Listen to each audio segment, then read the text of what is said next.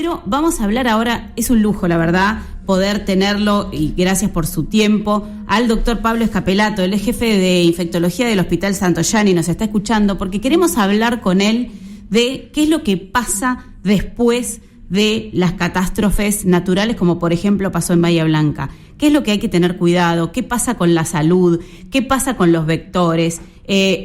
También vamos a aprovechar a hablar del pequeño brote o gran brote, no sabemos, de sarampión que lamentablemente ha vuelto a aparecer en Argentina, una cosa que parecía que era una discusión zanjada, pero es como que todo el tiempo estamos volviendo pasos para atrás, lamentablemente. Así que yo no hablo más, le vamos a dar la bienvenida y vamos a empezar a preguntarle a él, que es el que sabe, qué es lo que pasa y cuáles son los riesgos. Doctor Escapelato, ¿cómo le va? Laura Rocha lo saluda. ¿Qué tal? Mucho gusto. Gracias, muchas gracias por atendernos igualmente. Por favor. Usted como jefe de infectología de un hospital de referencia, como es el Hospital Santoyani, ¿nos puede contar un poquito cuáles son las dificultades? Porque digo, en términos de agenda noticiosa, por ejemplo, una catástrofe como la que ocurrió en Bahía Blanca empieza como a bajar el tono, ¿no? Empieza a desaparecer de los títulos. Sin embargo, la población tiene ahora un enorme trabajo, una enorme tarea, el municipio y también las autoridades sanitarias, pero cuando vemos que, por ejemplo, hasta el propio hospital ha sufrido daños, ¿de qué manera, qué son las primeras cosas que hay que atender para...? A ver, la verdad es que cuando afortunadamente tuve oportunidad de vivir una situación así, ni de asistir como profesional situaciones así, si bien hemos situaciones de catástrofe, no con agua y no de esta magnitud, pero la verdad es que todo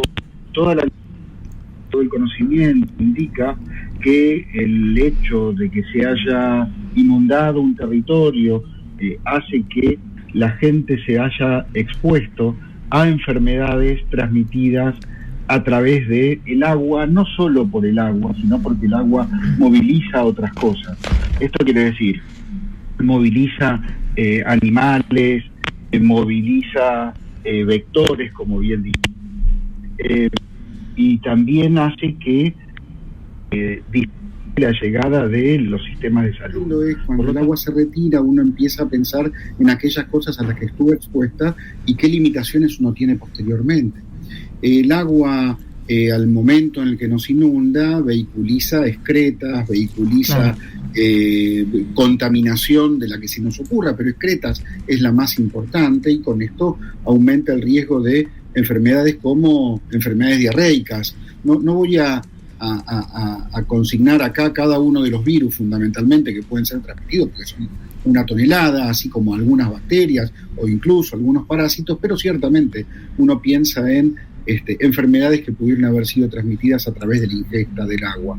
También hay enfermedades que se transmiten a través del agua, pero que estas nos infectan a través de heridas o a través de la mucosa, como es el caso de leptospirosis, por ejemplo. Claro. Leptospirosis es una enfermedad que la puede tener o portar prácticamente cualquier mamífero, pero en la cual las ratas son un muy importante vector, que eliminan con su orina la bacteria, y esta puede contagiarme a partir de cualquiera de estas heridas. Esto hace o obliga al sistema de salud a tener una alerta en la búsqueda, en la investigación de este tipo de problemas. Por otro lado, tenemos que pensar en todo aquello que tiene que ver con lo que hay que fortalecer como cuidados, y esto es fortalecer el acceso al agua potable indiscutible y fundamentalmente, y con la misma fuerza fortalecer todo lo que tiene que ver con higiene y fundamentalmente higiene de manos. Tal cual, higiene de manos fundamental, pero además yo también pensaba, no queda, o sea, no es exclusivamente para el caso, digamos, de la emergencia de Bahía Blanca, sino que el agua, o sea, que después también puede quedar estancada en algunos lugares, y con las anomalías térmicas que estamos teniendo con estas altas temperaturas, también puede generar la proliferación, por ejemplo, de más mosquitos, que además son vectores que transportan virus como el dengue, por fortuna este año por lo menos pareciera haber menos casos, pero bueno, tenemos que también controlar esa situación, ¿no es cierto? No hay duda, sí, claro que es así. Así como el agua se situó en algunos sitios, hay que esperar a que se retire de esos sitios, y eso favorece la proliferación de un montón de vectores, entre ellos los mosquitos. La verdad es que cuando uno piensa en dengue y piensa en Aedes, no piensa en vincularlo con catástrofes, sino con cosas mucho más del todos los días. Y esto tiene que ver con el cuidado de las cosas chiquititas en las cuales tenemos agua estancada en nuestras casas. Me parece que la magnitud de esto nos lleva a pensar en otras cosas, pero indiscutiblemente tenemos que pensar en enfermedades transmitidas por vector. Hablando de dengue, ya moviéndonos un poco de geografía, digamos, y moviéndonos a la ciudad de Buenos Aires, y bueno, aparte que el Hospital Santoyani recibe, por supuesto, casos de todo el país. ¿Cómo viene este año respecto del virus? La verdad es que está claro que estamos teniendo menos casos, pero esto es cuestión de esperar a ver cómo se va sucediendo las semanas epidemiológicas. Por el contrario, en lugar del dengue se nos está instalando un problema como es el del sarampión y de la bajísima cobertura vaccinal, la bajísima cobertura de vacuna que tenemos en prácticamente todo el país para con esta enfermedad y para con muchas otras. Pero de algún modo esto nos interpela en cuanto a la conciencia de la población y los esfuerzos del Estado para tratar de hacer cercana la vacuna a toda la gente. ¿Qué quiere decir bajísima, doctor? Quiere decir, la verdad es que comentar los números me parece que es ocioso. Me parece que el concepto, no estamos hablando entre técnicos. Ayer escuchaba un reportaje que le hacían al ministro de Salud de la Ciudad de Buenos Aires, y él hablaba de un 15% menos de lo que se venía teniendo. Me parece que decir eso... 15% menos de cobertura. Sí, claro, exactamente. Es un montón. Es un montón, pero yo me quedo con que no estamos hablando entre técnicos. Sí, totalmente. Entonces, 10, 15 o 38 es ciertamente en un lenguaje de tasas para la gran población algo difícilmente asequible. Por eso me quedo con el concepto de muy baja. Hemos disminuido enormemente la cobertura. Esto ya venía prepandemia y la pandemia lo maximizó, lo profundizó. Esto tiene que ver con una tendencia mundial a vacunarse menos, esto tiene que ver con una tendencia de nuestra población a hacerlo menos, esto tiene que ver con el descrédito a la ciencia y a las vacunas que ignoro por qué la pandemia parece haber dejado como un fenómeno que cunde. Bueno, los motivos pueden ser muchos. El fenómeno real es que ha caído severamente la vacunación en todas las poblaciones, en todas las edades en la República Argentina. Y cuando uno lo ve, es prácticamente toda la jurisdicción. Bueno, claro, sí, bastante preocupante, pero además, porque, la vacuna contra el sarampión es una de las primeras que nos dan cuando nacemos, o yo estoy mal. ¿Cuál es la vacuna contra el sarampión? No, estamos... ¿La triple viral? Es una vacuna que se da en la primera infancia, se tiene un refuerzo luego de los 6 años. Nada, es una vacuna que no ha tenido faltantes, pero por eso insisto en que el problema no ha venido siendo el faltante o la ausencia de vacunas, sino una tendencia que nos vacunamos cada vez menos. Yo me corro de sarampión y me pongo a hablar de COVID, y si yo pregunto quiénes están haciendo sus refuerzos anuales de vacunación de COVID, yo voy a encontrar, esto es lo que encontramos en el consultorio, donde atendemos gente enferma, no gente sana, que se debe vacunar aún menos. En el consultorio nos encontramos con que la gente usualmente no se ha reforzado nunca. Después del 2022, 2023, no se ha dado nunca más una dosis de vacuna de COVID, cuando mínimamente debiéramos tener por lo menos una dosis anual. Bueno, eso es muy importante lo que está diciendo, porque es verdad, parece como que nos vamos olvidando, ¿no?, Entonces nos olvidamos, y parece como que hubiera desaparecido, y el COVID no ha desaparecido. No, obviamente, desde ya. Y digamos, cuando ustedes atienden en el consultorio, por ejemplo, los casos ahora de sarampión, que en la ciudad de Buenos Aires van 13 registrados, ¿es así? A ver, no tengo el número, pero está alrededor de eso. No tengo esa. No quiero ser preciso porque no tengo el dato de ayer. Está bien, no hay problema. Bueno, pero, hasta lo último reportado... pero la idea de que es más de una decena es correcto, y eso es un montón. Eso es un montón. ¿Y qué significa, por ejemplo, en términos prácticos, no sé si hay alguien con sarampión en términos de contagio? Por ejemplo, para el que está vacunado, pero también para el que todavía no está vacunado.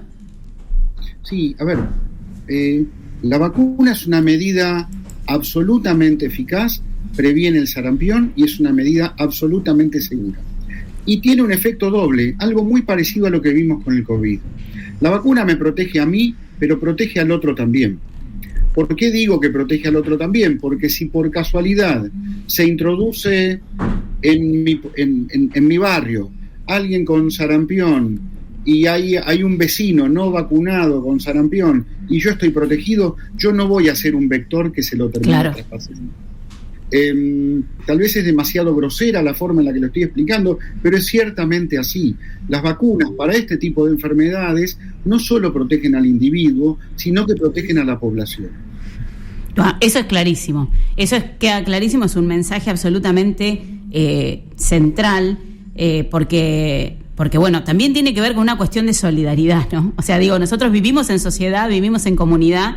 Y la verdad es que independientemente de esta nueva creencia o descrédito de la ciencia que pueda tener alguien, nosotros no estamos solos en el mundo. Entonces tampoco es que podemos decidir, no vacuno a mi hijo porque no creo. Sí, estoy convencido de eso. Es filosófico el tema. La verdad es que estamos en un mundo que ha tendido al individualismo y me parece que esto es una consecuencia más de ello. O esta falta o el sesgo, o haber perdido en gran medida esta parte del análisis por mucha parte de la población, tiene que ver con esto, ¿no? Una tendencia a las soluciones individuales y una pérdida de la idea de lo colectivo. Pero bueno, es para otro análisis eso. Claro. No, acá estamos para pensar y acá estamos para reflexionar. A nosotros nos gusta mucho en este programa poder como también relacionar esas cosas. Usted sabe que este programa se llama Cuestión Ambiental. Entiendo además que está por venirse el Congreso número 25 de la Sociedad Argentina de Infectología, que usted presidirá en Mar del Plata. Y entre tantas cosas, por ejemplo, se van a hablar sobre estas enfermedades relacionadas con lo que tiene que ver con el ambiente, porque hay veces que nosotros separamos como el ambiente de otras cosas, como si nosotros no viviéramos ni en un ambiente, ni en un planeta, ni en comunidad y en sociedad, y que todo está conectado, ¿no es cierto? Absolutamente, sí.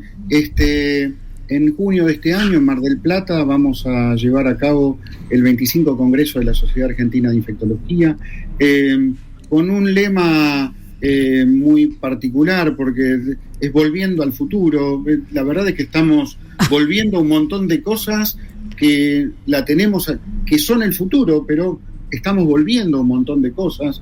Todo esto nos interpela, nos lleva a un montón de reflexiones, y de este modo vamos a hablar de, obviamente, tratamientos, abordajes, pensamientos nuevos, pero la verdad es que también tenemos que volver a cosas de aquellas que nos han ocurrido.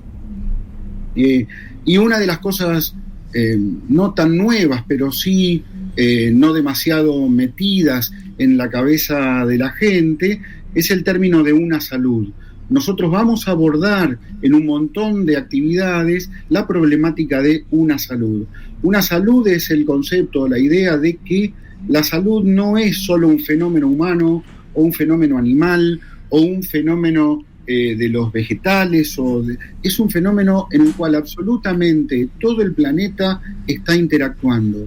El remedio, el antibiótico que le doy al ganado para que esté más gordo es un antibiótico que termina cambiándole los gérmenes al ganado, y esos gérmenes que le cambian al ganado se lo transmite a un pájaro o a la tierra, y eso termina estando en el agua de los efluentes, y eso termina afectándome a mí. Entonces, la verdad es que esto, como un ejemplo enormemente grosero, es una forma de mostrar cómo la salud de todo el ambiente está interconectada. Si bien es difícil trabajar en esto, hay que empezar a insertar estos conceptos. Sí, absolutamente. Nosotros pensábamos que con la pandemia, que decíamos que íbamos a salir mejores, no sé si se acuerda, que decíamos un planeta, una salud, ¿no? Porque digo, las pandemias, como pasó con el COVID, tienen origen, así como usted lo está describiendo. Absolutamente. Estamos totalmente interconectados, y ciertamente las decisiones o las prácticas que uno lleva a cabo que parecen tener efectos limitados a aquel individuo, trascienden en muchísimos casos al individuo, a la población, al territorio en el cual yo estoy trabajando. Así que la idea de empezar a pensar los fenómenos sanitarios, los fenómenos de salud, como fenómenos globales, no solo locales, y fenómenos generales, no solo humanos, es fundamental. Entonces, ya meto vamos a llevar a cabo entonces el Congreso de la Sociedad Argentina de Infectología, vamos a tratar estos temas. El Congreso es un congreso médico, pero la verdad es que vamos a hacer actividades para la comunidad y vamos a hacer actividades también con estudiantes de ciencia de la salud, estudiantes y docentes de ciencia de la salud de las universidades de Mar del Plata, de la Universidad de Olavarría y de otras universidades de la provincia de Buenos Aires van a estar convocadas y vamos a trabajar con ellos para tratar de, desde el pregrado, desde muy chiquitos, empezar a trabajar en estas problemáticas. Bueno, la verdad es que me parece interesantísimo y también esperanzador, porque la verdad es que esto pueda existir en Argentina, en donde estamos teniendo tantas dificultades para poder poner en agenda estos temas. Es muy saludable escucharlo. Y seguramente nos comprometemos acá con la producción, que cuando sea ese congreso vamos a hablar, porque me encantaría saber además y conocer las actividades que van a hacer con la comunidad, porque esos intercambios además que son los que tenemos que recuperar, ¿no? También esta cosa de recuperar, de encontrarnos y poder empezar a trabajar, a vernos de nuevo, no vernos tanto por Zoom, ayudan muchísimo. Fue un placer, doctor, hablar con usted. Le agradecemos muchísimo su tiempo, seguramente está súper ocupado. Y gracias por atendernos y nos comprometemos que nos volvemos a comunicar. Gracias a ustedes. Hasta luego.